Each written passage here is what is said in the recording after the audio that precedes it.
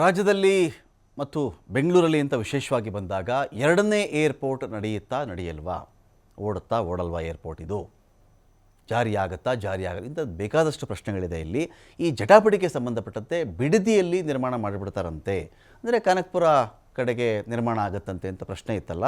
ಇದು D K she ಅವರ lobby ಇದೆ, ಡಿ ಕೆ ಶಿವಕುಮಾರ್ ಅವರು ಇದಕ್ಕೆ ಒತ್ತಾಸೆಯಾಗಿ ನಿಂತಿದ್ದಾರೆ ಅಂತ ಹೇಳಿ ಇದಕ್ಕೆ ಪ್ರತಿಕ್ರಿಯೆ ಕೊಟ್ಟಿದ್ದಾರೆ ಡಿ ಕೆ ಶಿವಕುಮಾರ್ ಅವರು. ನೋಡ್ರಿ, ಬಿಡದಿಯಲ್ಲಿ ಏನಾದರೂ ಏರ್ಪೋರ್ಟ್ ಮಾಡಿ ಅಂತ ನಾನು ಹೇಳಿಲ್ಲ, ನನ್ನ ಜೊತೆ ಯಾರೂ ಕೂಡ ಇದರ ಬಗ್ಗೆ ಚರ್ಚೆನೇ ಮಾಡಿಲ್ಲ. ಕರ್ನಾಟಕದಲ್ಲಿ ಎಲ್ಲೇ ಏರ್ಪೋರ್ಟ್ ಆದರೂ ನಾನು ಸಂತೋಷ ಪಡ್ತೀನಿ. ನಾನು ಅಖಂಡ ಕರ್ನಾಟಕದ ಮೇಲೆ ನಂಬಿಕೆ ಇಟ್ಕೊಂಡು ಬಂದಿರತಕ್ಕಂಥವನು. ನನಗೆ ಚಾಮರಾಜನಗರ ಕೂಡ ಒಂದೇ, ಬೀದರ್ ಗುಲ್ಬರ್ಗ ಕೂಡ ಒಂದೇ ನನಗೆ. ಬೆಂಗಳೂರಲ್ಲಿ ಡಿ ಕೆ ಶಿವಕುಮಾರ್ ಅವರ ಪ್ರತಿಕ್ರಿಯೆ ಇದು. ನನಗೆ ಅದು ಮಾಹಿತಿ ಇಲ್ಲ, ತಿಳ್ಕೊಂಡು ಹೇಳ್ತೀನಿ.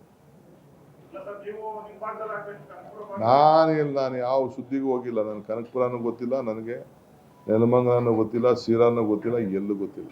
ಕರ್ನಾಟಕ ರಾಜ್ಯಕ್ಕೆ ಎಲ್ಲಾದರೂ ಹೋದೆ. ನಾನು ಅಖಂಡ ಕರ್ನಾಟಕದ ಬಗ್ಗೆ ಅಪಾರವಾದಂಥ ವಿಶ್ವಾಸ ಇಟ್ಕೊಂಡಿರೋದು.